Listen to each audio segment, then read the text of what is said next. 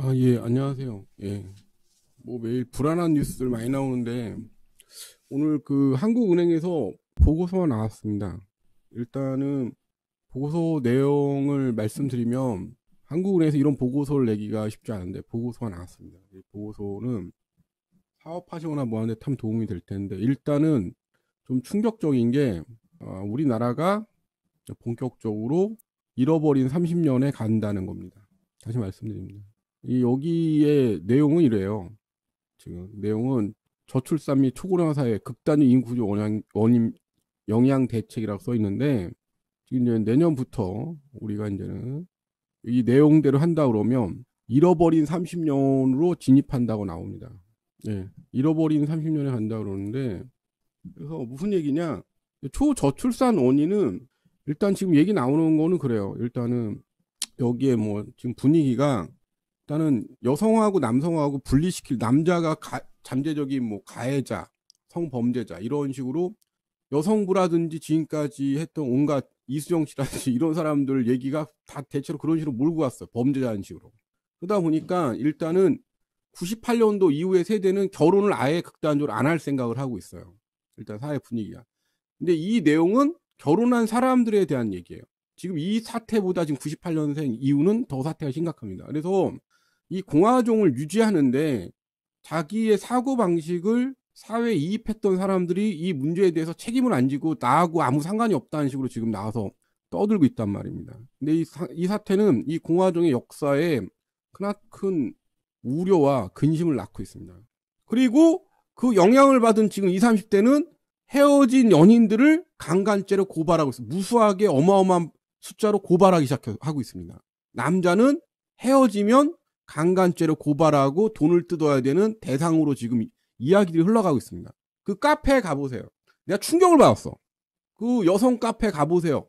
오늘 헤어진 남자친구를 강간죄로 고발했어요. 6년을 사귀었습니다. 5년을 사귀었습니다. 이 새끼가 결혼을 안 해주네요. 나 하나 물어볼게. 이수정 씨부터 시작해갖고 뿌띠분들한테, 너 같으면은 저런 여자애들 니네 집안에 네 자식 새끼의 며느리 받아줄 수 있겠냐?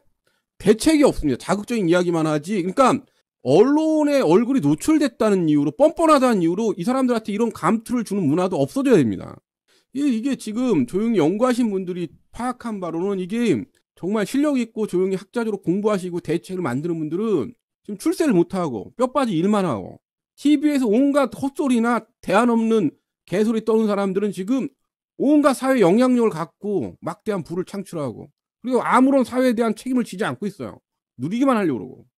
그러니까 대책은 이겁니다. 지금 앞으로 잃어버린 30년에 들어가는데 저출산 고령화라는 일본에서 벌어졌던 일대로 그대로 소화합니다. 이유는 지금 20, 30대는 다 비정규직입니다. 그러니까 80%가 비정규직에 집값은 너무 높고 결혼하더라도 혜택이 아무것도 없어요.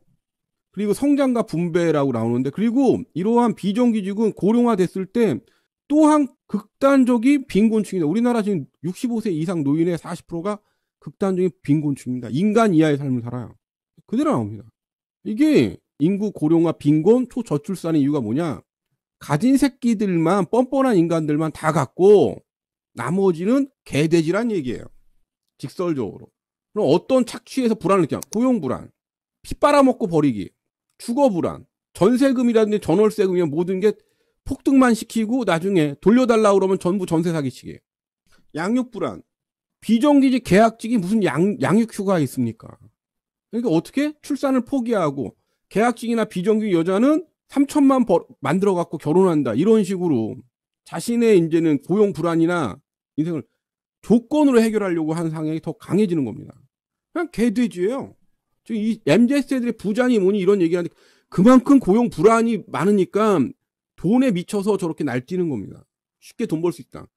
지금 폰지 대출 사기 치는 거 지금 전국에 퍼져 있는 사기꾼 다 MZ세대입니다. 배당법이 국회 통과된 것 같아요. 앞으로 배당입니다, 여러분. 뭐 월세와 배당이야. 앞으로 배당 세상이야. 어차피 2030년 전에 다 정상화됩니다. 그러니까 PBR 좋은 회사로 이제는 선정을 해야 되겠지. 다 이게 내가 그랬잖아요. 승계 작업 때문에 가치처와 상관없다고.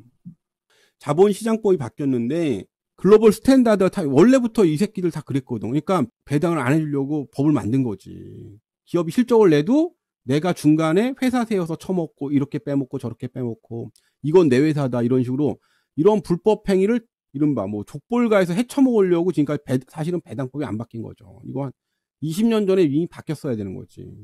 그럼 배당은 어떤 거냐? 주식이 어떤 거냐? 이겁니다. 그러니까 원래 배당 기준이 있고 주주총회를 하고 배당액이 확정돼 배당금이 지급되는데 이게 아니었다는 거죠. 배당 기준. 그러니까 이게 무슨 얘기냐? 배당 기준일이 있어. 근데 얼마가 배당될지를 모르는 거야. 배당 날짜만 있고 현행은. 그러니까 내가 12월이 됐는데 내가 배당금을 몰라. 언제 할 수 있냐? 주주총회가 된 다음에 배당금이 그때 4월에 지급이 되는 겁니다. 이게 지금까지 이랬어. 이 지랄이었어요. 근데 앞으로는 2월에 주주총회가 소집됩니다. 배당 기준이 아니고 주주총회가 소집이 돼요. 이게 아니고 이제는 순서가 바뀌는 거지.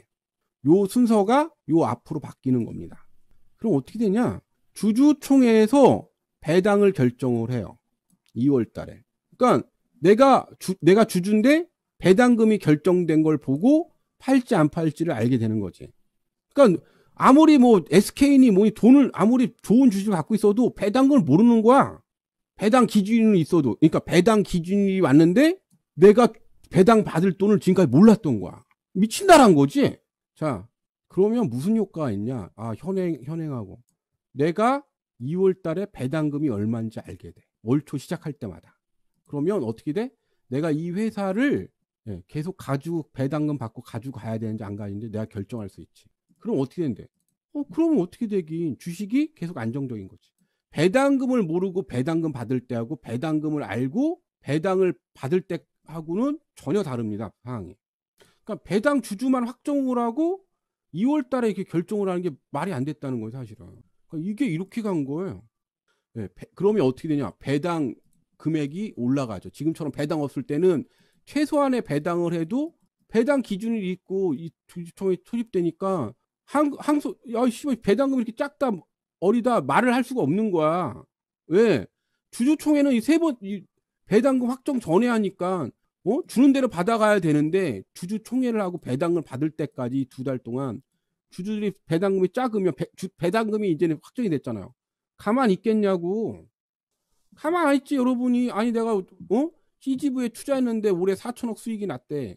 옛날 같으면 내가 배당 기준일에 주주를 갖고 있었으니까 얼마를 결정하든 그냥 그 다음 달 돈 들어오니까 가만히 참아야 되는데 먼저 주주총회에서 배당금이 결정이 되고 배당 기준일이 4월 달이에요. 다시 봐봐. 배당 기준일이 4월 달 12월에서 4월 달 바뀌었어. 그러면 이거 할 때 배당금을 먼저 배당 기준일 알게 되니까 어떻게 해야 되겠어? 작다, 많다, 작다 이야기를 할 수 있는 거지. 지금 이게 내년부터인가? 그래서 앞으로 배당 세상이 열리고 있습니다. 배당. 그럼 왜 배당 세상이 열리냐? 일단은 지금 너무 많은 기업들이 지금 쓰러지고 있어요. 이렇게 배당을 이렇게 안 해주게 되면 무슨 일이 있냐? 소비가 없습니다. 배당 구리면 바로 던지는 주가 폭락하는 거지. 이르면 언제? 내년부터 이르면 내년, 안 돼도 내후년부터 시행이 됩니다. 그래서 상장회사 정관을 2월 중 개선해서 2024년 1분기 중 개선 발표할 계획입니다. 그런데 아마 내후년쯤에 되겠죠? 내년이라고 그러는데 시행 시기가 기업 여건에 따른데 내년에 한다 그러는데 내가 볼 때 2025년 1월에 하겠죠, 이제는. 그러니까 이걸 알고 어떻게 해야 돼? 내년부터 배당을 많이 줄 수 있는 회사들 찾아서 들어가야지. 배당금이 적게 정관하고 지네끼리 그러면 몇 달 동안 해서 이 새끼 해임하자고 얘기해야지. 내년부터 뭐 빠르면 한다는데 내가 볼 때는 2025년이에요. 그러니까 여러분들한테 얼마의 기간이 있는 거야? 이런 거 관심 없거든. 1년 기간이 남았습니다. 1년. 알짜배기 먹을 수 있는 기간 1년이 남아있어요. 참고로 재작년 배당 1위는 KTNG. 그러니까 배당 많이 줄 만한 회사 골라서 들어가야 되는 거지. 앞으로는 배당이 답인 거죠. 배당과 뭐냐? 소비가 이렇게 늘어나면 배당이 많아지면 미국도 그렇지만은 소비가 많이 늘어나요. 세금도 많이 거치고 은행주도 좋죠. 근데 내년 상반기까지 좀 보고 결정해야 돼. 은행주 같은 경우. 왜 지금 나라에서 지금까지 돈을 갚았는데 앞으로는 은행에서 손실이 커질 것 같아요. 지금 담배, 주정, 뭐 도박, 커피 이런 게 최고야. 설탕, 커피, 담배 이런 5가지 최고야 그게.